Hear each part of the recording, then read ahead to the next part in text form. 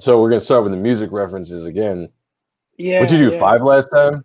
You did Yeah, I think I five, was I up to think. 7. I was up to 7 by the 7? time we got to act. I think I kicked some ass. And then after the show, I busted a few out too. Reserves. Yeah, no, I was pretty impressed. So Thank hey, you, thank you. sorry for everybody.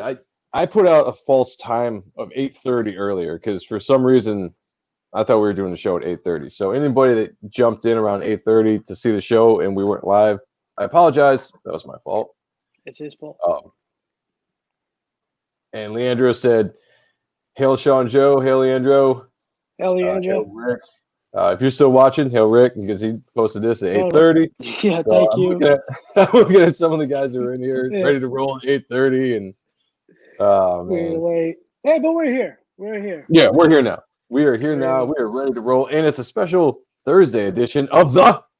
Art and Stuff Show. I'm Sean Ahrendt, and with me, as always, is my brother, not Joe. Well, I think I ruined that, but whatever. It's okay. I am very attractive, very sexy, very distinguished, always narcissistic, but never vain. Staunch defender Rob Liefeld, and a lover of all things 90s. Joseph Michael Sonntag, or Joe M. Sonntag if you prefer, or as the Pope likes to call me, JMS. Welcome to the show and Thursday edition. What a fun show it is we have today because we have returning. Guy's been on the show a bunch of times now, and his My kicking best ass. friend, Mr. The Kickstarter, not Kickstarter, I'm going to hell. Yes. Oh man, we are on a That's roll me. today, my friend. Yeah, the Indiegogo campaign king. You want to have a better intro than that? Yeah. My best friend, Mark Poulton, who is crushing it in Indiegogo, mind you. Hey, Jerry. What's up, Jerry? Fulfilling once he gets the campaigns done, he fulfills it and it's out and in our hands in the enjoyment of us, the fans. Mark Poulton and the artist of the book that we're going to be talking about, Clint Hilinski. And if I butchered your name, I'm sorry. I butchered everybody's. Yeah, we're But for horrible. Sea Dog and Codename Kill Switch Volume 2. All right, here we go. We bring them up, but all right, we fucked that up. What you did? Were you going to do something else? Nah. Yeah, What I were was you going to hawk my shit. Like, well, yeah, I can do it now. But hey, guys, thanks for joining us. Hey, man, thanks for having us. Hey guys, Thanks for coming out. We're all out of sync, so we apologize for that. This is what happens when you don't show plan or prep anything. You just we're you live. know. We're here. We're in the amusement. Yeah, Yep. I apologize. Lo siento. That's all I can say. Yeah. That's all I can say is lo siento. it's always best just to wing it. Yep. That's what makes this show so fun. Just That's winging how it. I go about life. That's what we is just do. Winging it. I guess Well, you've already offended people by mentioning Kickstarter. So. yeah, I know. I know. That was a big no-no. Although, I did this a couple months ago too. I can't remember what campaign we were talking about, but I kept saying Kickstarter too. We were talking about Indiegogo campaign. So I fucked up. You fucked up. We all fucked up. It's Indiegogo. Yeah. And I just smoked weed, so I'm kind of high. So that's my Oh, excuse. there you go. That's your excuse. Yeah, my excuse is probably just tired. Try not to look tired. Well, I mean, is there still just a significant amount of Comicscape that is still really anti-Kickstarter, basically? I think so. I believe so. It seems like it. Mhm. Like on Ethan's stream, he was kind of floating out the Kickstarter idea out there because I think he'd like to double dip. And yeah, like it seemed like the chat went really south on Kickstarter real bad.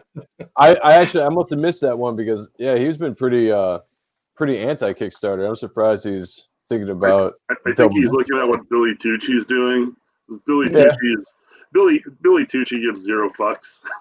Yeah, I love Billy. He's been in the business too long. He's like, he likes Comicscape, back in his books, but like he's not going to cater to anybody. So he's just like, I'm going to do both campaigns, make more money. And when it comes down to it, it's about a livelihood, and the idea is to do this so you're doing it for a living. So if you have an opportunity to make more money, that's more power to Billy for just doing it. Like he's got a business model. He follows it. He runs his campaign on Indiegogo, then he runs a campaign on Kickstarter. It all works. I personally have nothing against Kickstarter. I've never ran a campaign. I'm gonna do my campaign on Indiegogo because I think it's a better platform. from what I've heard and what I've seen. But I don't personally have any hate for Kickstarter, but I know a lot of people do, so I respect that. I like Indiegogo a lot better. Yeah. Yeah, as Right. someone who's done both, I prefer Indiegogo a lot more. Yeah, I think everybody would pretty much, and they don't have gatekeepers, and I think that was the biggest thing. That's the biggest thing that I didn't like about that I've heard about Kickstarter is the gatekeepers. You know, they can keep that. You They can can keep that shit away. You can feel the liberal politics floating around on Kickstarter. Like it's like, ugh. I'm sure it's going to get worse now. So 100%. It is what it is. But yeah, Sean, I see you itching to say something over there. Yeah, or can you we watch the video? enjoying? I'm enjoying. I'm having a great time. Look, guys, I live a very relaxed life. So, as Mark knows, as Joe knows, I'm here.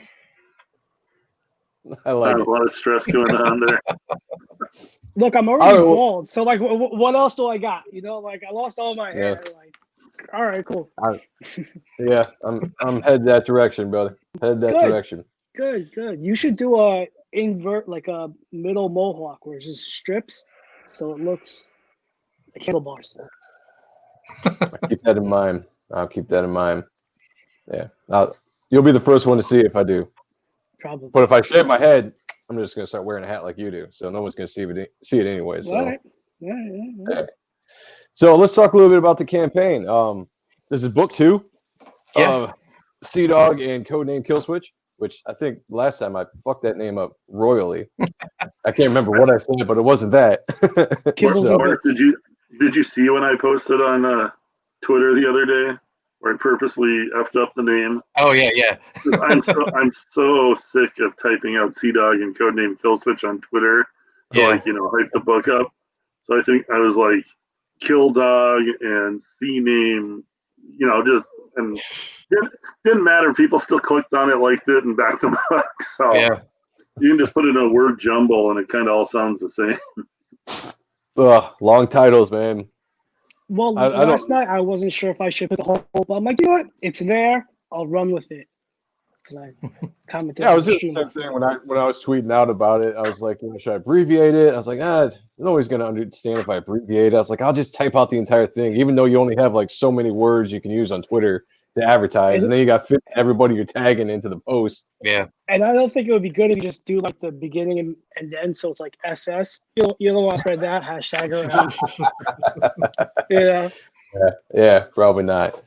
So anyway, let's talk about the book. This is book 2, and I'm hoping and assuming that a lot of people are checking out this stream got and read book 1, which was really fun because it was, especially with the art, the writing too, Mark. And we talked about this when you've been on before, but it was it's a nice throwback to like a 90s feel, fun comic, especially with the art, Clint, that you did on it. It really does tap into that kind of nostalgia button that we all like and we all loved and appreciated about the 90s. And it was a fun story. It's interesting character, when you kind of put everybody together. And I know Mark kind of went into the origin of how all the characters came together in one book, and I thought that was kind of a interesting story. Maybe we can go over that again for anybody that doesn't know. But how is that going? How's Sorry, cousin. Oh, okay. I was about to, whatever. Yeah, exactly. Mark, Sean knows. But how's the campaign been going? Like, how's the response been from book 1 to book 2 and all that? Campaign's going great. We're like blowing the first campaign out of the water, from the response. It's a great feeling to see it do so well. Especially like Indiegogo is so crowded right now with so many new creators coming over. Right. I was worried. Everyone says like your second campaign you'll do even better, but I was still worried. I go into every campaign a little nervous, but the reception to Sea Dog and Codename Killswitch 2 has been fantastic. Yeah, that's awesome. Yeah, it's it's outpacing the first book by quite a bit. I would say where we're at right now is where we're at with like 3 weeks in with the first book. And you get the word out there, people recognize the name. It's like Sea Dog is kind of memorable. Right. They've seen the artwork. a lot of. I mean, we had a really nice success with the first book, getting 400 backers and getting over 20 grand, and hitting over 100 backers already. Not even into our first week. Like tomorrow will be our first week, so Yeah, it's kind of nice to see. Well, there's always the backers that will show up in the beginning, and there's always the backers that show up on the closeout. And obviously, the middle always slows down a little bit. But yeah, it's been a real nice opening week launch for us. So yeah, I think we're both pretty happy with how it went. Yeah, and we've been hitting the like the different YouTube shows hard. I've spent more time with Clint this week than my own family. You don't have to sound so disappointed. Well, I mean, that's a huge thing, is the promotion, right? You know, and I think that everyone needs to keep in mind, and Sean and I need to do the same thing when we launch our projects, is, you know, really go out and hit the YouTube streams that, especially that are friendly, if you're a Comicsgate creator, friendly to Comicsgate, you know, and really get the word out there, because it can only help sales. And, you know, the thing I like about Comicsgate, just in general, is everyone's very supportive of projects. Mm-hmm. And I love the community feel of that, the independent thing. You know, I come from an independent music scene. I've always been a supporter of independent projects in general, and that's kind of how it is. Like when you're independent, you're out there doing it by yourself. You're taking all the chances on your own. You know, you're risking a lot of stuff sometimes when it comes to money and all that kind of stuff. And people are definitely willing to jump on and back these projects, especially if they're good and fun, which they are. Yeah, the great thing with this campaign is with the first one, we had to ask to get on a lot of streams to promote. This one, we're getting asked to come on and talk about it. So people are, you know, if they didn't know about the book the first time around, I think once we started fulfilling and everyone started saying like how much they love the book, I think they started to catch on and realize, you know, that this is a book they want to check out. Yeah, it's like almost the first. Oh yeah. Yeah, just getting the word out there, and like people recognize. I mean, people recognize and remember Sea Dog and Codename Kill Switch. It's kind of permeated. It's like enough people know about it, and then it's just doing the channels. Like having a good book is the number one priority, and then the number two priority is getting the word out, doing these YouTube shows and getting on people's channels. So yeah, it's been nice, and you get to see. You run into a whole bunch of other creators is the other cool thing. It's like people that you see on Twitter but don't necessarily really know. So you like meet a lot of different creators on these channels, which is kind of cool. And see their projects too. So it's a lot of fun. The networking is so important, especially these days when you're doing the crowdfunding and the independent kind of thing.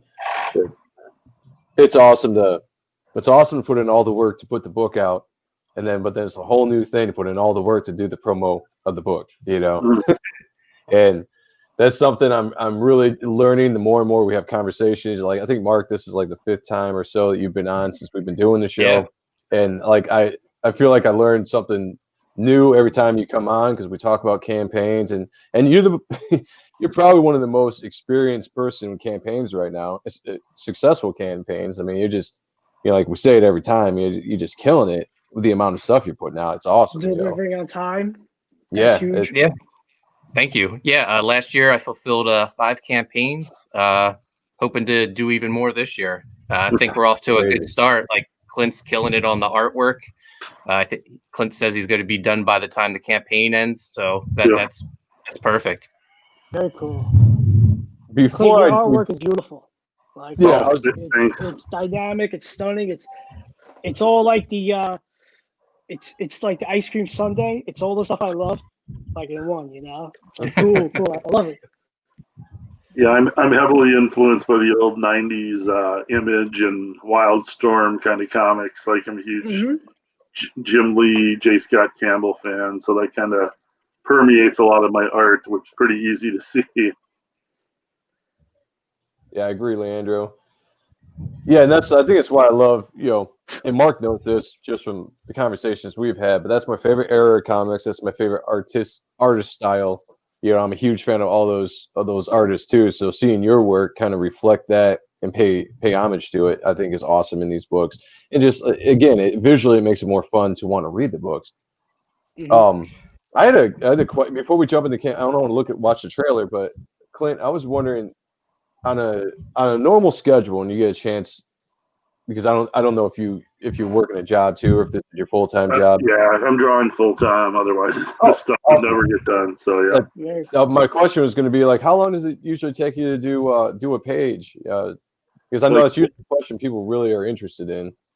Like on just like a regular page. Just regular. Just pencils and inks. Like day and a half. The more detailed pages can take 2 or 3 days to draw. Like some of like the first page. Like usually I'll get the really detailed pages that I want to like kind of knock people's socks off with. I'll do those early off of the script so that earlier on the deadline pressure isn't there, so you can take 2 or 3 days and really noodle on a page and put in a ton of detail. But then as the campaign goes on and it's like, oh hey, there's the deadline date like a week and a half from now, I should get this done. Then you're kind of speeding things up, and not that you're like not putting as much time into the pages, but it's just like you got that deadline pressure. So right, like day and a half, 2 days to a page, like a really detailed like double page spread can be 3 days. So like I try to have 3, 4, 5 pages done a week if I can. And if I stay on that pace, then you put up. If you're doing like a 20-page comic book a month, you need to be putting out 4 or 5 pages a week. So that's kind of the pace I try to stick to. But it varies depending on what it is. Yeah, man, I wish I was that fast. One day, if I ever get a chance to draw professionally, I really hope that I could hit those kind of paces, because I would love to know what I could do if I could just sit down when I get up in the morning and just draw as long as I need to draw. I would love to see the production I could do with that. But as of right now, that's not in the cards. Maybe one day. Yeah, and it's not an easy thing to do. I don't know if fortunate is the right word, but I just kind of, I've been working in comics for a long time, and I've been lucky enough to pretty much stay working full time. I've had part-time jobs here and there just to kind of make sure the bills get paid, because you're always, as a freelancer, you're always looking for your next gig. That's kind of what's nice with Indiegogo and with creating these projects, is you can kind of control your own fate, as opposed to like, trying to figure out which editor or which publisher you're going to go and try and send submissions to and cross your fingers that they're interested in giving you a gig. Like, right. with, Cate and Indiegogo and these projects kind of allowed me to like line. I already got, know what books that I'm working on later this year. And, me and Mark will be planning Sea-Dog, Codename Kill Switch 3 before Sea-Dog and Codename Kill Switch 2 ends. So nice. It gives you that freedom to kind of know where your next work is. So if that's another nice aspect of it. Yeah, no, that's really awesome. And I've noticed too, like a lot of the talent in Comicsgate, they do kind of bounce around. You see a lot of people doing covers for people, like when you see the talent that's there and you recognize the people that are involved, a lot of times you see them kind of popping up and helping each other out as far as, hiring people or whatever for covers or pinups, backup stories. Yeah. So, that's a really cool part about that community. I really, really enjoy seeing that. What's up, Jamie? I wish you could do one page at all. Yeah. You can. Yeah, you can. Finger paint.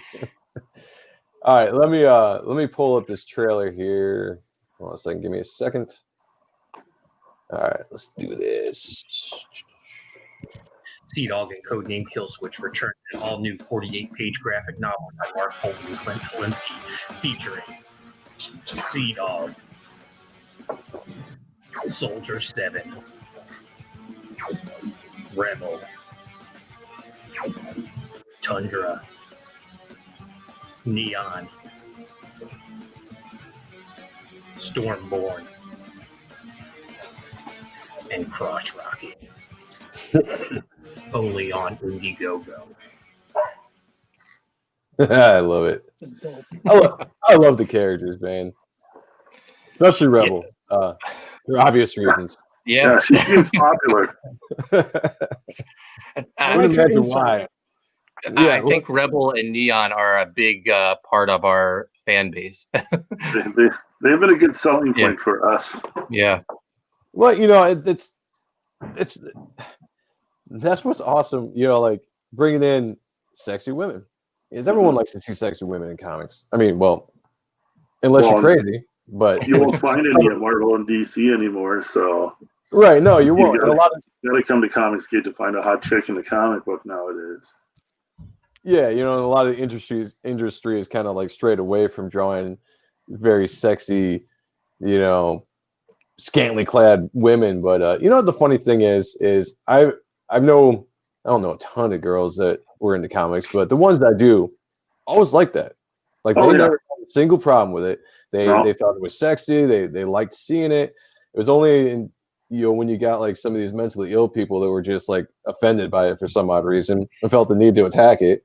And that's, you know, that's the world we live in now, where you can't draw a woman looking very attractive. Yeah. You can draw a man, bulge your muscles half naked, and everybody's fine with that. That's not there's a huge double standard. I'll just say a woman, no, you can't do that. Well, Joe, you were saying the 90s is your favorite era of comics. I think that's a lot of people's favorite era, and they haven't been catered to for so long. And I feel like that's one of the draws to this book and to a lot of the Comicsgate books. I think, you know, they're a throwback to, you know, when art was king and sexy women and just like a coolness factor that's missing from today's comics. Yeah, absolutely. Leandro had a question about the name Codename Killswitch. I actually do have an answer for that. Me and Mark were deciding to do a book together. I had this Killswitch name in my head, and I was going to do it as a team book and call him Killswitch. I think that was the original idea. And so I'd done a quick search to kind of make sure nobody had used that name.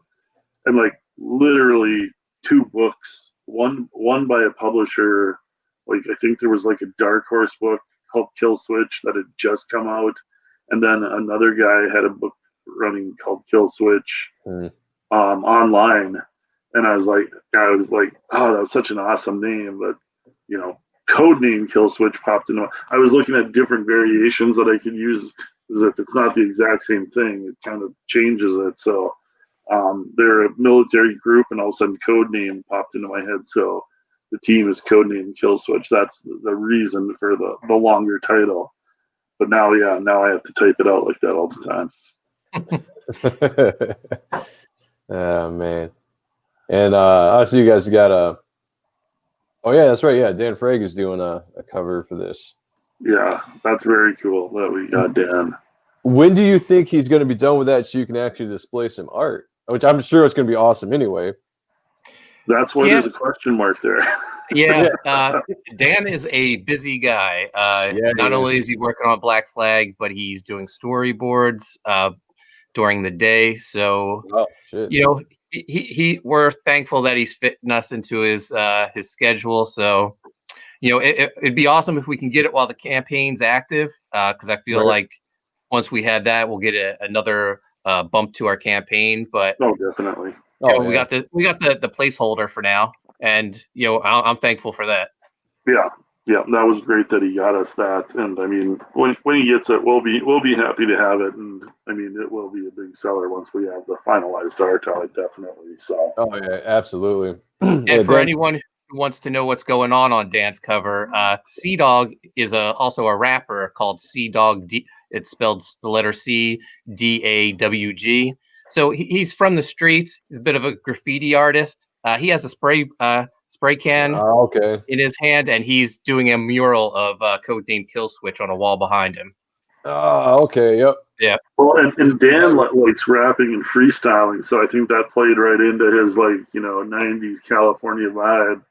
So yeah, he does. He's posted a lot of stuff where he's just freestyling and stuff. Which is funny. We've had Dan on a couple times, and we've never asked him to do any freestyle. I think the next time we have him on, I want him to do some freestyle. It's one thing we haven't done yet. I'll battle Fuck him. no!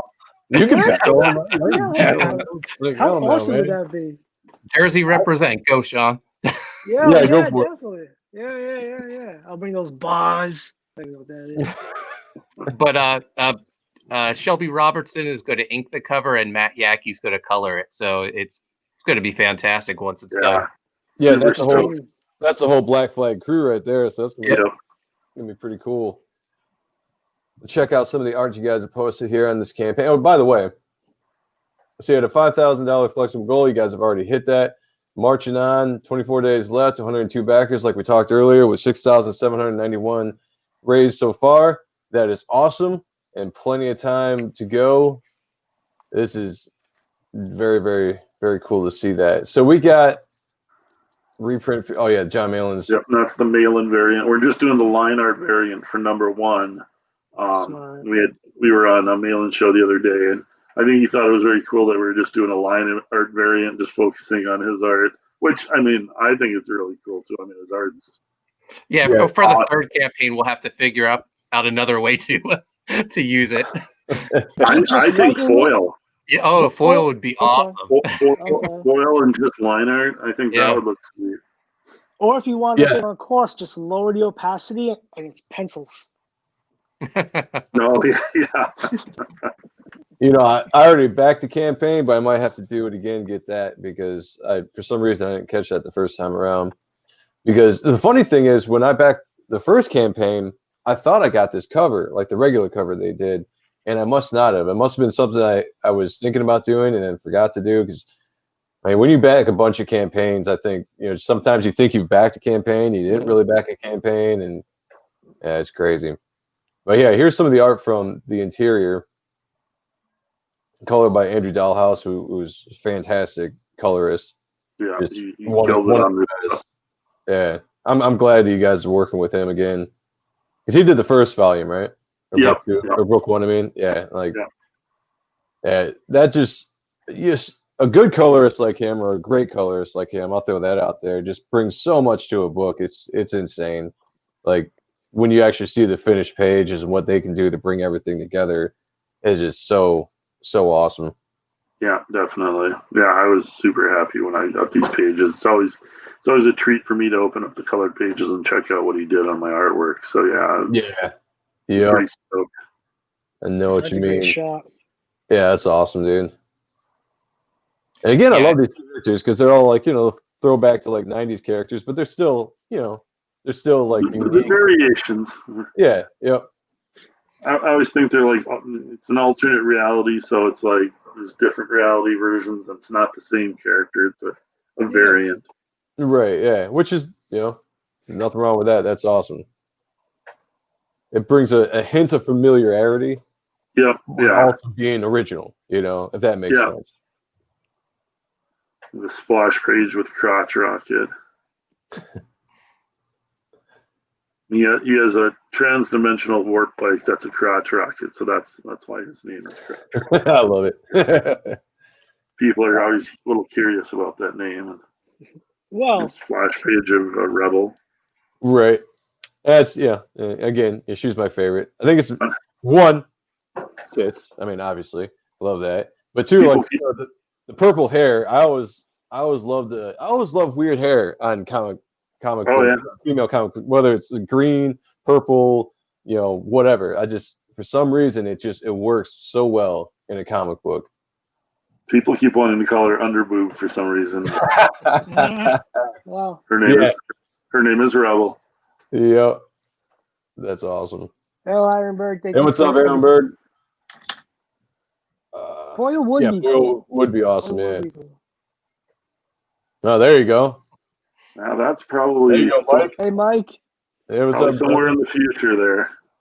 There you go. I could see Crotch Rocket in some solo action. Yeah, I mean, down the road. Well, and that's the nice thing is, you know, with these books, I mean, we're gonna do a trilogy, and like these characters are gonna permeated over multiple years. Like, people are gonna be familiar with these characters, and there's, I mean, a ton of stuff me and Mark want to do with them. So, I mean, I could see solo issues down the road, or crossover kind of things, or, you know, there's lots of options with that. So, as long as people are interested in them, I think me and Mark want to do stuff with them. So, yeah, definitely. I love that you guys put up. Yeah, I love that you guys put up the black and white art as well, because I really enjoy seeing, as much as I like seeing the finished colored versions, I love seeing pencil versions or inked versions of pages. Yeah, that dragon page there, that was one of those 3-day pages there. There was just a little bit of extra detail in there. Oh yeah, there's a lot going on. That's awesome. That is awesome. Yeah, fantastic art, man. I can't wait to read this book. Really excited. Hey, you know, I love a page like this because it kind of reminds me of like the voodoo scene in Wildcats when you first get introduced to her and Grifter and all them, and it's just, yeah, that's just cool throwback there. Is that a Spider-Man looking character? Yeah, here I'm gonna pull some of these pages up so you can zoom in because you might find it mildly amusing what you just said there. Yeah, do you have a screen share of any of the pages? Yeah, let me pull them up in Clip Studios here, and then I'll zoom in so people can get a little bit better look because I don't think you can zoom on the IGG page that well. Okay. Yeah. If you share that with me, I'll bring those up because I'd definitely like to check that out. Jamie said Rebel needs their own comic, and I would agree with that too. I would agree with that as well. Yeah, that's the great thing about Kill Switch. All the members have such great personalities. I think they all could, thrive with their own book. Yeah. Oh wow. Yeah. Nice. Is that sharing now? Yep, you're sharing. So you got. Okay. So yeah, like this first panel is definitely a throwback to Wildcats there, and there's panel 1 with some somewhat familiar characters there. And then the girls at the club. And I didn't mean to leave it right there. Okay. With the coloring, that it definitely won't end up looking like Spider-Man because I don't want to get sued. But yeah, right. He's some sort of bug type character there. I love it though. It's just like a net. Then I get here's the double page spread, and I can just kind of show you some of the detail. I spent a little bit of extra time on this page. Oh yeah, you can tell it looks awesome, man. That's awesome.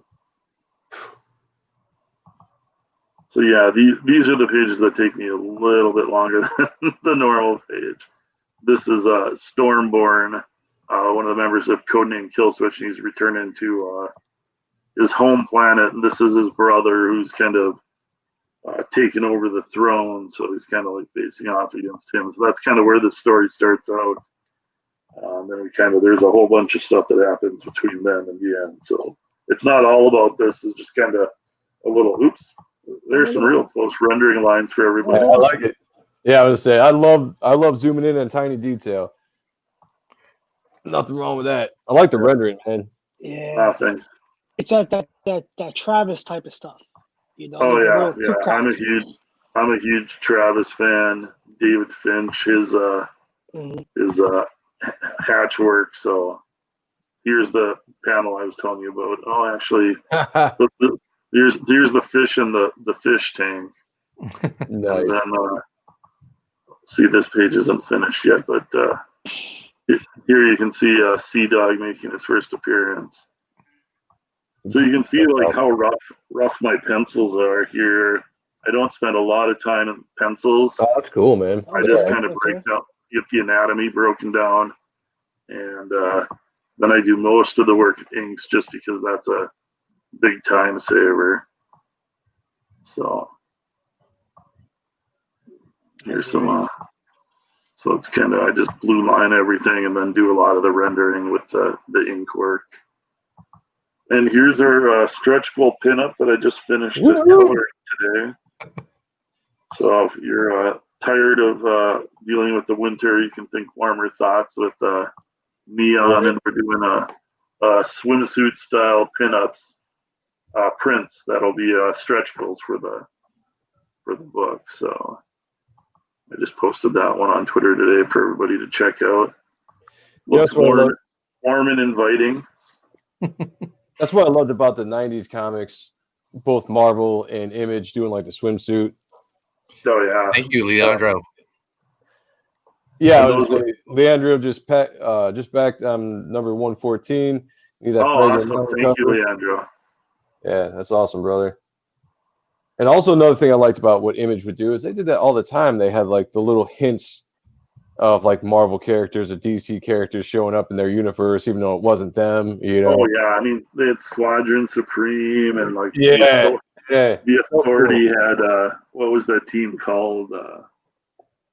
I don't know. They've done multiple versions of all that. Like Nighthawk was Batman in the Marvel universe. So like I always like those alternate reality versions. So I mean that's a big thing that I like throwing into my comics is like characters you're somewhat familiar with, but maybe they're like from an alternate Earth or some variation on something. So I Like always a think those little books are kind ruined, of fun.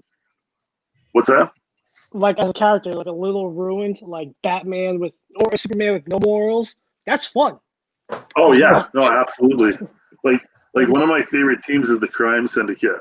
I love the yeah, evil version of the Justice League. Like that's one of my favorite things. So yeah, I always enjoy those kind of alternate Earth stories.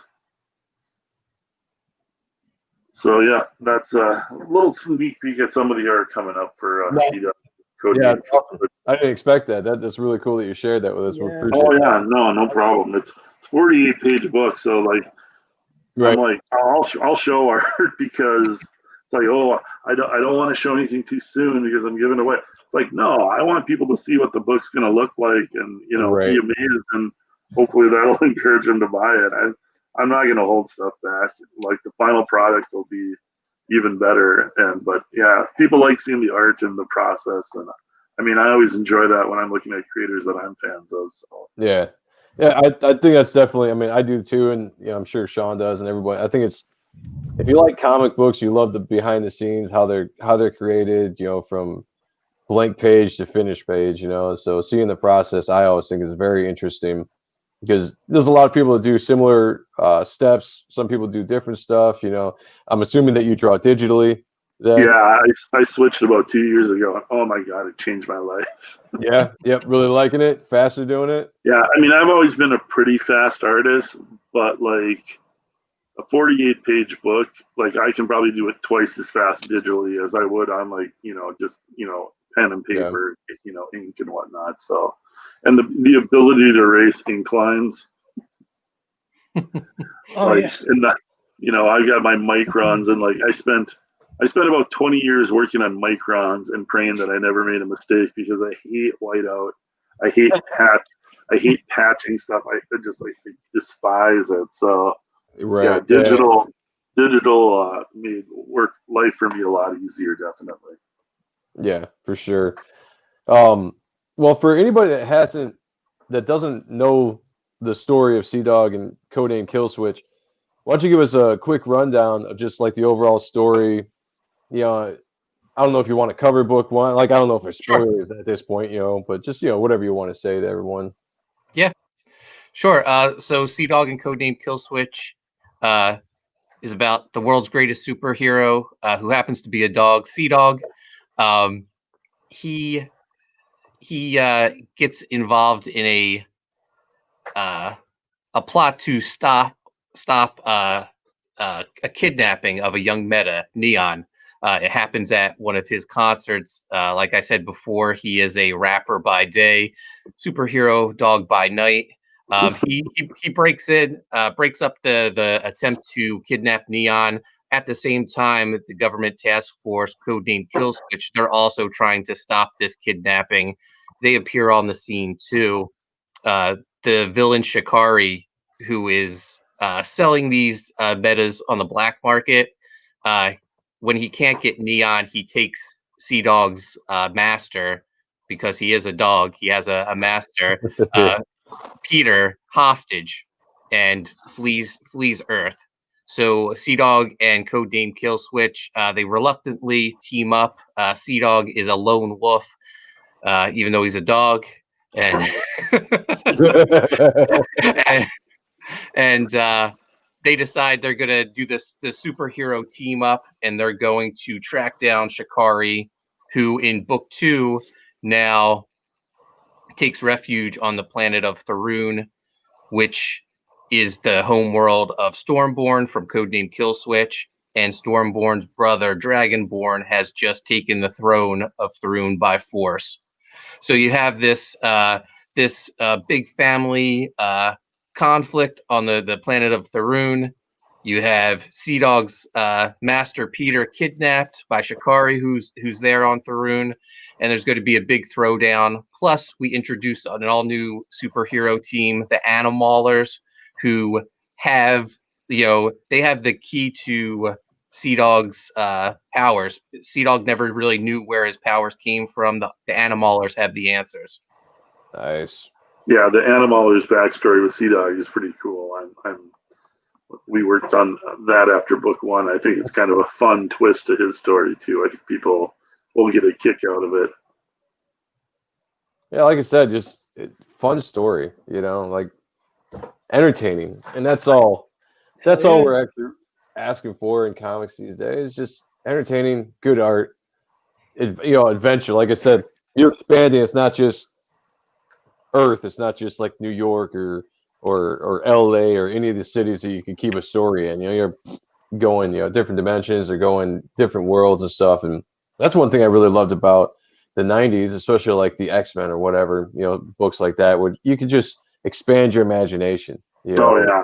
Any of Kirby's stuff, just put it out there, like that to me, that's what comics should be. Explore. Yeah, and that's what me and Mark are always shooting for, is like fun, like action adventure, but like throw everything in there. It's like, build these characters up, but also like create all kinds of new worlds for them. It's like when you crack open the comic book, you want to go on a little escapist adventure, and so that's like what we're always kind of shooting for when we're doing this stuff. And so far you had with volume 1, so I can't wait for volume 2. You guys are a great team, you got great characters, and I guess it shows with people supporting. Yeah. Thank you. Saying, as a designer, how fun is that to get a script like that, and Mark comes and say, "Hey, this is what we're doing with the story," or you guys work it out together, or whatever, and then that you're creating whole other worlds and just the scenery and everything like that. Oh, I mean, that's half the fun of there's these comic book artists that like sit and draw talking heads for 22 pages of somebody like sitting at the Daily Bugle or something, and it's like, a little bit of that is good. A little bit of backstory of your character set in the real world, because you want the stories kind of based in the world, but then go in like a fantasy aspect. But you don't want 22, 48 pages of that. So the freedom of all the sci-fi elements, all the superhero elements that we've added, it's all fun stuff to draw. I'm never bored drawing this comic book. It's like there's always a new twist on something. Mark will be coming up with something. Like the Animalers are kind of a unique take on certain characters, so it's definitely fun designing them. There's a character called Space Bat who's like, he was really cool to design. And I mean, Sea Dog himself, like me and Mark kind of hashed out the costume and the design for him back and forth, and so it's just kind of fun, that creative back and forth of getting his idea for the character and then like meshing it out into like a fully realized character. And I mean, he turned out really cool. So I was really happy with that. Yeah, all the designs you guys came up with are awesome. If anyone picked up the Ashcan, the last campaign, they got to see Space Bat. Oh, and yeah. I think Dragonborn made his first appearance in the Ashcan too. Yep, yeah, the Ashcan for number 1 had some of the design for those characters in it. So yeah, first appearance. That was great. I really like that. That was well worth it. And are you guys going to continue doing that for? I see it's not on the second volume, but maybe for 3 to kind of like, here's what's to be type of deal. Well, I think with the first campaign, we were really we just had the book. We needed like that something extra, so we knew we were going to do a book 2. So we threw in the Ashcan preview just to have variety to our campaign. That's something extra to get people to go to the next tier. But now we have like the previous book that we had in the campaign, and we have the Fraga cover, and we have new version of Malin's cover. So we had a lot to offer this time. So Yeah, I didn't want to give Clint extra work with an ash can. Although we have talked about it because we keep talking about things we're going to add to the box. We'll see how quick I get the 48 pages done. Yeah. Okay. Respect. let's see. Jamie said, so what kind of dog did you design the dog after? They're also designed after a certain type of dog, like Scooby is Great Dane. That's it. I was actually kind of wondering that myself. Yeah. What kind of dog is? I would say just because the ears, I mean, his face is more cartoony dog, but kind of more of a German Shepherd, I would say, with the ears and kind of the mask pulls down his fur a little bit, but, the snout, definitely the ears is more of a German Shepherd type of dog. Yeah, I always pictured him as a German Shepherd. Yeah. I was just wanted to pop the campaign back up here because I was taking a look at what you guys were talking, and I saw the Babe box. Oh yeah, $200. Does it come with babes? Like, how many babes are we talking about? Because sign me up. That's got 5 claim though. That's awesome. Yeah, that's been popular, and I mean, Mark did a great job with that. But that gives you everything. Like, I'll let Mark. Yeah, so it's going to be for anyone that backed or was familiar with my U.S. Assassin campaign. We had the Foot Locker, which I have over here. I'm going to make one. I'm going to make up an example of the Babe box this weekend. But it's a collector's case, artwork on the front. Oh, nice. On the sides, it has a magnet closing, so it's sealed nice. And it will come with all 5 Sea Dog and Codename Kill Switch books. So that's all 3 covers to book 1, both covers of book 2. There's going to be trading cards, prints in it, a sketch from Clint, a sketch from myself. So it's going to be loaded with stuff. I feel like it's a bargain at $200 with everything you're getting in it. Yeah, you're going to get a ton of stuff with that. Yeah, with the original art sketches in there and all the prints, all the trading cards. That's going to be a pretty cool collector item there. Yeah, it's really nice. I see. Let's see. Fragan's killing it with 32 claims. That's awesome. And the main cover 4. And practically just about everything is available as an add-on, so you can mix and match. If you don't see something in a tier you want, or if you want an extra copy of something, you can add it during checkout. That was a really good idea that you tag that on there too, because that kind of gives people, because everybody's always like, well, I want to get this book with this, and yeah, with the add-on, it gives everybody the ability to kind of pick and choose and get what they want exactly. Yeah, I guess I never thought about that before. I knew because I knew that Kickstarter had a lot of add-on stuff. I guess I never thought about that before with Indiegogo. I've always gone back and back to campaign, 2 or 3 times depending on what comes out. But I guess if you don't have a chance at that point, you might have the chance at checkout. So it's not a lost cause if you backed it at least once to add that stuff on. That's a cool feature. Yeah, that's pretty cool. Because hey, I'd like to definitely, like I said, I'd like to go back and get Malin's line art. Black and white. Yeah, it's kind of a cool variant there, and it's going to be just like that. So yeah, it'll look pretty slick. Is it going to be like a virgin cover, or are you going to have the actual? I think we are, because just not muddy it up with the logo, and the logos will be on the other books. So I think we're going to have it just like that, just so we just get that artwork. Yeah, that'd be really cool. I mean, the way he designed it, it looks kind of cool. You don't really want to muddy it up with anything, anyways. So. Yeah, he's really putting the team covers together, which I think is hard as hell. I mean, to fit all the characters on a page like that. 7 characters putting them all on the page, giving each of them their own little spot. Yeah, it's a tricky thing with multiple characters. So yeah, I really like the way he designed that one there, stacking them up like that. It turned out really cool. And that's why I do a single character book, or well, I'm working on a single character book. That's what smart people do. Trust me, I thought about it once to create my own superhero team, and I was just like, man, that's a lot of work. Yeah, you're drawing a lot of people on every page. Yeah, I wish that first part was true. But I can draw them. But yeah, spread that rumor. Spread that rumor. 20 years ago and 50 pounds, maybe, but not now. Oh, no, that's awesome. Now, So anybody, I got a question on the I guess on Joe and my behalf, if that means anything. Like when it comes to doing reprints, like let's say you guys are using Mixum. Yeah. All right, so they already have your files from Volume 1, correct? So how much of a pain in the dick is it for them to do do a reprint? Do they got like I guess that type of shit? I mean, you could just re-upload everything with the new cover and place an order, or like if you give them a call, they'll just they have your files already. They can just swap in the new cover. Okay. So it's probably just to make sure you get it the way you want. It's probably just easier to reset the PDFs. Yeah. Just lock that in and resend them new files. That'd probably be the easiest thing. So okay. I'm sure that's what we'll end up doing. Yeah, the great thing with Mixum is you get to see practically a digital proof right there before you click the confirm button. So you get to see how everything is, make sure everything is, just how you want it. Nice. Yeah, and the print quality on the first book was fantastic, man. I love that.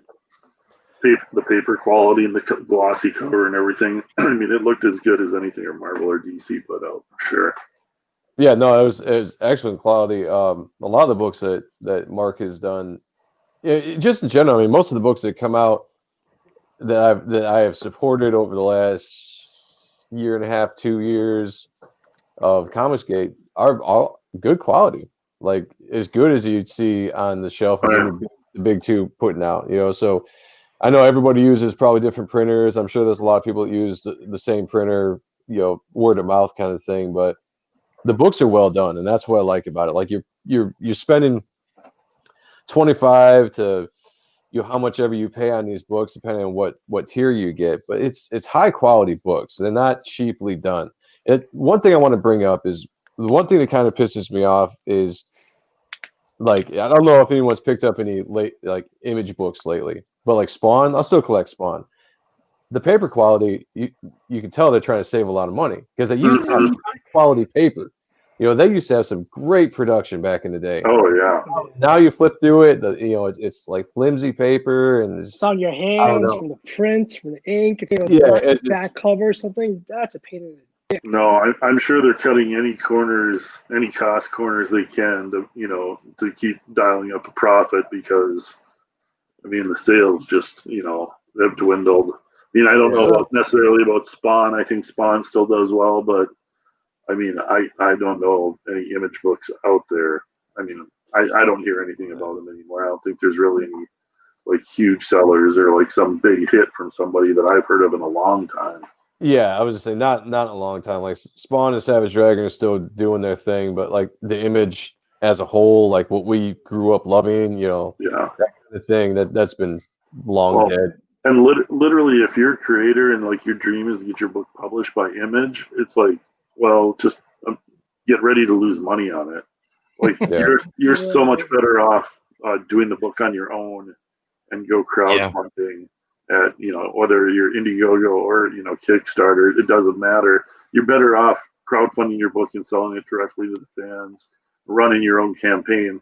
I mean, I think it's like $2,500 right out of your pocket to get your book done and published and put in Diamond, and just trying to make that money back through selling it to comic shops that probably don't barely buy any of those new image books.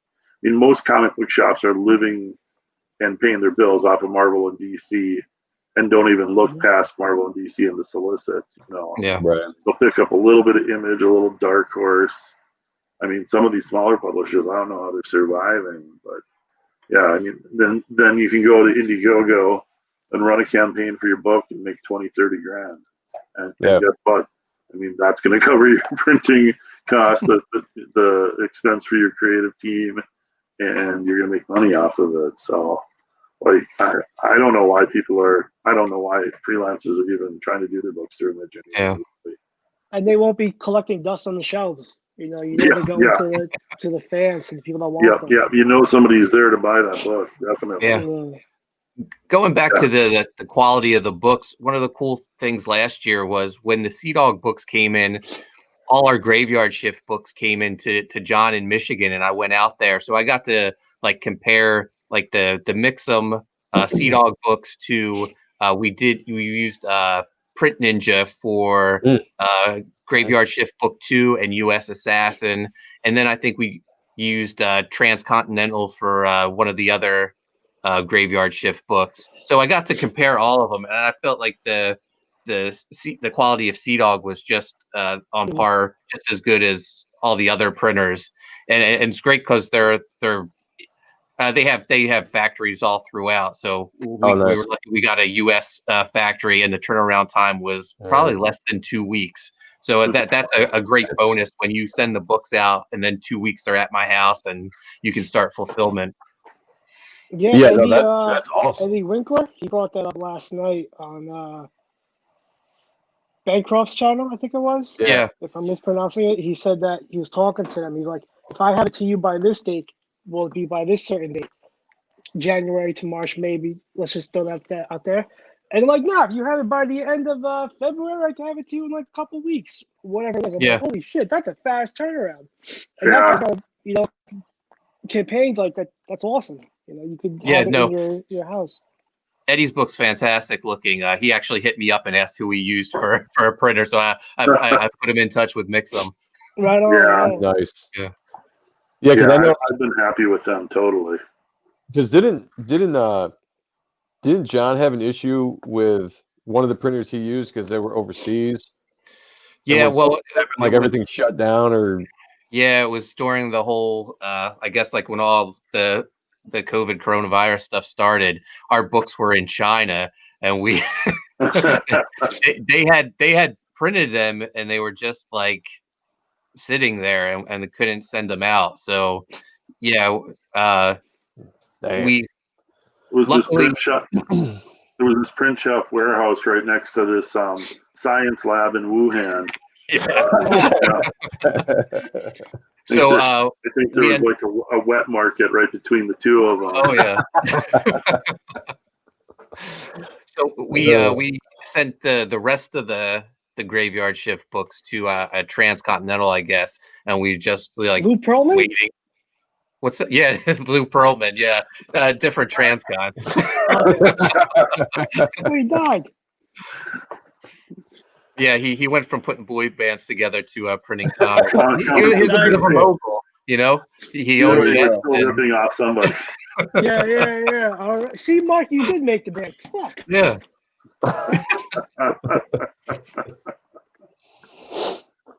An honorary member of O-Town. Yeah, man, I'll take it. O-Town. I'm jealous. That's Sean's favorite band. It's one of them. Like I auditioned for O-Town. I came. I wonder where those poor bastards are. They're on tour when they can be. But like they were this close to making it, and then the whole thing just kind of craps out. Well, I auditioned, and I was like, I want to be the whole town, not O-Town. So that didn't happen. That I made that up.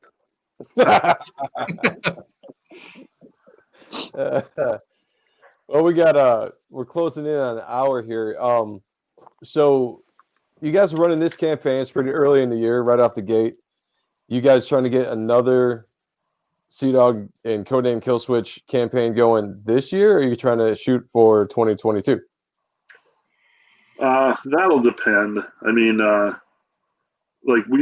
know Mark's got a ton of books in the pipeline, so it would be cool if we did the third book before the end of the year, but you also realize, this campaign is going to be, 60 days, but then there's in demand, there's printing, there's shipping, there's other projects in the pipeline, I think, for both of us. So I would say probably this summer we'll talk about it and see where we're at and kind of see what our schedules kind of look at. It's possible, definitely. I think Mark would be up for it if it works out schedule-wise for him too. But it's just a matter of kind of where we're at 6 months from now, I think. But there'll definitely be more Sea Dog and Codename Kill Switch. It's just a matter of when. Yeah, definitely. I mean, if it's not by the end of the year, we'll probably be back the same time next year. Yeah, we basically did these two about a year apart. Yeah, we just started a little bit later here, but we could have launched in November. Yeah.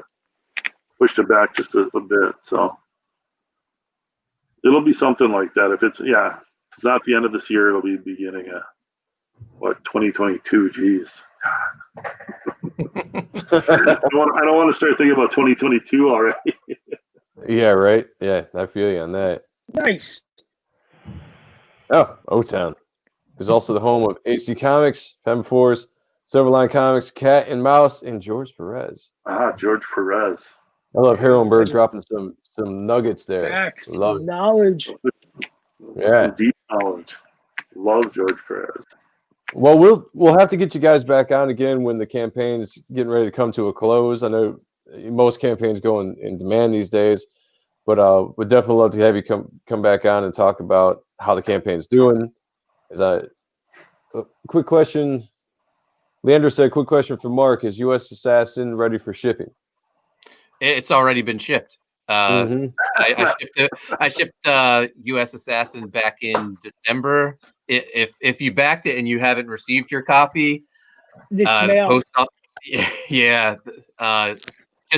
like DM me and I'll look up your tracking info for you. But if you haven't backed last week, and I live very close to Mark, it's just the mailing. Yeah, and Sean's was one of the first that I sent out, so it took forever to go from Jersey to Delaware, and we're right next to each other. Yeah. But this is one of the great things in working with Mark is I'm not exactly Captain Organized. Like I can sit and drop pages all day, but like logistics and stuff, and like Mark has that stuff locked down. Like you ask him, how many Indiegogo fans are like, where's my book? Where's my book? Where's my book? Why hasn't it shipped yet? You ask Mark that, and he's like, oh, that already shipped. Like most creators can't say that, like, oh, it shipped a month ago. So, right. And I mean, like tracking numbers and all that stuff, like Mark's gonna know where all this stuff is and make sure that like every one of those backers gets what they bought. So it's like good working with somebody that's that organized and that stuff. Well, like we said before, I mean, you guys or Mark specifically with all the books that you deal with, I'd say all your books come out in a timely manner. I would say that I'm always really surprised when I get that email. It's like, we're shipping them out and all this stuff, and then I get the books after that. I'm like, hell yeah, like that was actually really fast. Yeah, no, I have big plans. I want to do a lot of projects, but I wouldn't feel comfortable starting them if I didn't know the previous projects were getting sent out to people. So I don't want that ever to happen. So I try to stay on top of everything. Mark's the only guy from Jersey with morals, and I'm let you know.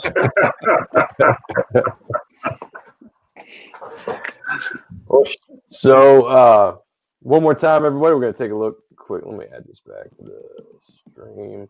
Let's take one more look at the trailer. We can put this back up here before we get out of here. Sea Dog and Codename Killswitch return in an all-new 48-page graphic novel by Mark Poulton and Hilinski, featuring Sea Dog, Older 7, Rebel, Tundra, Neon, Spoonborn, and Crotch Rocket. Only on Indiegogo. Nah, I love it. So again, we're sitting at 6,791, 102 backers, 24 days left. Got a lot of awesome tiers, a lot of awesome art covered by Dan Fraga. Line art from the reprint of book 1 of John Malin's awesome cover there, just beautiful. Clint, like I said before, your art, I love it. Thanks, I appreciate it. Right spots. You're welcome. Yeah. Appreciate it. Again, I want to take another look real quick at some of these interior pages, which just look really cool. The first book was great. Yep. Awesome covers by Andrew Dahlhaus, or colors. And just, overall, great quality. Like the first book, like we were talking about, the print quality was great. The art was great. The cover was great. I'm going to leave this right there. Leave it there. I'm going to leave it right there. She's popular. Yeah, I can see why. She might get a spin-off, too. Well, she's going to get I something. hope so. I hope so. Roll the beautiful bean footage. Nice. Roll that beautiful bean footage. Well, you guys want to take a second and let everybody know where we can find your work, your art. Obviously, the campaign here, which I think the link has been dropped in the comments. It's also in the description of this show if you're watching it on YouTube. And I think if you're watching on Facebook, I also have it in there as well. Oh, sure. You can find me on Twitter and Instagram at Coney Waves. I'm over on YouTube at Primetime Poulton. And my previous book, U.S. Assassin, is still in demand over at Indiegogo. I think they just dropped the link in the chat. So thank you. Yep, and I'm mainly on Twitter at Clint Hilinski, all one word. That's my main hangout, basically. Sometimes on Facebook, you can just look at my name on there. And I've been posting a lot of art from Sea-Dog and Codename Kill Switch. And then also, as Mark mentioned, I have a previous book in demand that's getting ready to go to the printer now. Pirate Queen is finished. Book I did with Mandy Summers. That's a 60-page kind of a sci-fi book. So that's in demand on Indiegogo also, so you can check that out, Pirate Queen. And check me out on Twitter. I try and post artwork from Sea-Dog and Codename Kill Switch, so usually stuff to look at there. Yeah, our mods are pretty good, but if you can find that campaign, guys, and drop that in the chat, that would be awesome. We really appreciate that. Mods are great, Joe. Yeah, our mods are awesome. We never had mods before until I think we had. And the power I feel right now, I feel like Skeletor. You have no idea. we had Billy Tucci on, and that's where we met Heroinberg from, and he came on, and it's been great. It's been great to us. And Leandro, Rick, we got. I know we got more. I'll have to look them up, but I started going power crazy. Maybe like I said before, I started handing out mods like you want to be a mod? Here's a mod for you. Here's a mod for you. You're all good times. Definitely. All right, guys. Well, thank you for joining us on a Thursday edition here of the Ahrendt Show. Hey, dickhead. What about me? Fuck you. Oh, yeah. Dropping the ball. You're fired. Oh, my God. There we go. Thank you, Leandro. There you go, Pirate Queen. Thanks, Leandro. I knew you guys would get it. Appreciate it.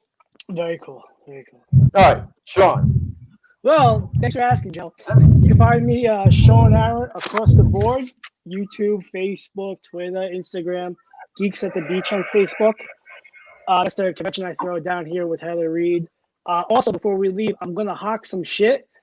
I got two copies left of my 2019 sketchbook. I didn't do last year because, we all know where we're at. Con Artist, the Art Sean Ahrendt Volume 2. $20 shipped, and I will throw a head sketch of Strees on the backboard. So there's two left. I'm going to be pushing this till it goes. So hit me up. Thank you. Get off my face. There you go. I'm pretty. Sorry. There. Joe, what? Hey, Joe. Joe. Oh, yeah. All the social media you can find me on Joe M. Sonntag. Type that in, or just Joe Sonntag. I'll pop up somewhere on YouTube. Joe M. Sonntag. I post all of the Odd and Stuff show on my channel as well afterwards, just so we have a running tally of it all. I have a series called Appreciating Comic Book Art that I'm going to try to get back into. I say that every week, and I haven't done it yet, but I'm going to do it. I've had a lot of people checking out those videos lately and leaving comments, and I really appreciate that. I appreciate you all supporting the channel. If you have a chance, and if you like the Odd and Stuff show, please check out this channel. Where's all that noise coming from? I don't have kids, so I'm good. I don't think so. It's weird. We're getting invaded. But if you like the show, please check out this channel. Give us a like, subscribe, hit the bell so you get all the notifications. We're trying to really build this channel up since it's still a fairly new channel. So new subscribers are always appreciated. Hey, Rick, what's going on, brother? I know you were there at 8:30, and I'm sorry that we didn't start the show then because my time was all messed up. So I appreciate you, though. Rick's another mod. So if you're watching on Facebook, we are now streaming back on Facebook again, but we're streaming only on one place on YouTube, and that's the Art and Stuff channel. Please take a second and follow. You go to YouTube, look us up, and give us a like and subscribe. It really helps us out, and we appreciate it. And I think that's all the advertisement I can do. I can think of. We have John Malin, we think, but we'll let you know. Yeah, you never quite know. So we're gonna state it that's what it is. Yeah, we're gonna spread this rumor. That's true. And I should be getting Shelby's 94 on Saturday as far as tracking shows. So I'm excited to get that, and then maybe do an unboxing on the show, or if I can. We appreciate you. Yeah, absolutely. We appreciate everybody who comes out and supports us, and we appreciate Clint, Mark coming on and sharing your campaign with us. Anytime. Mark, Mark's one of our favorites to have on here. Like I said, I think he's been on here the most since we started, and that's always very much appreciated because you got some great books. You work with some talented people, and it's always fun to talk to you. Yes, we're doing the show tomorrow, 8:30, with John Malin. We hope. We hope. So tune in anyways, because regardless, we're having a show. If he doesn't show up, we'll figure something out. Yeah, I'll be here. Will you be here? I'll be here. Yeah, I'll be here. Cool. So, all right, everybody, check out Sea Dog and Codename Kill Switch Book 2 on Indiegogo right now. The link is in the comments. The link is in the description. There's some awesome tiers that we looked at. Support that book like you support all the indie creators that we have on the show. And Sean, is there anything you want to say before we wrap this up? Support Sean Ahrendt. I love it. I love it. Thank you, guys. Thank you, guys and gals. Guys and gals. There you go. Everyone. We love you all. Clint, Mark, thank you so much for being on. And we will definitely have you on when the campaign is coming to a close. So until next time, which is only going to be a day away, everybody take care of each other, and we will see you all tomorrow. So we will talk to you then. Peace.